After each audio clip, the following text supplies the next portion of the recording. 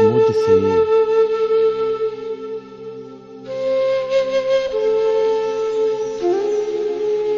पास वो मेरे आ ना सकी थी, लेकिन उसको चाह थी मेरी।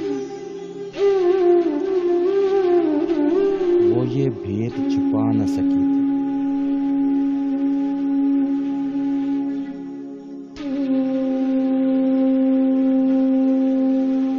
अब वो कहाँ है और कैसी है,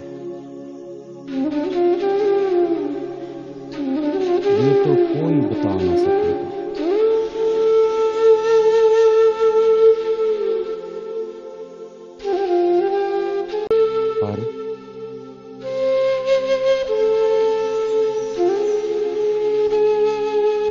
पर कोई इसकी नजरों को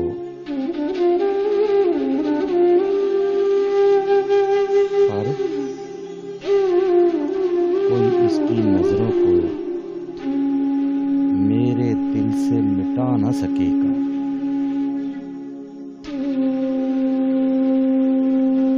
अब वो ख्वाब में दुल्हन बनकर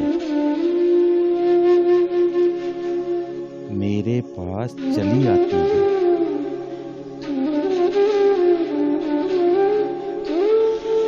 मैं इसको तकता रहता हूँ,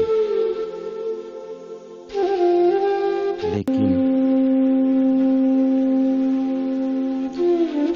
वो रोती जाती है।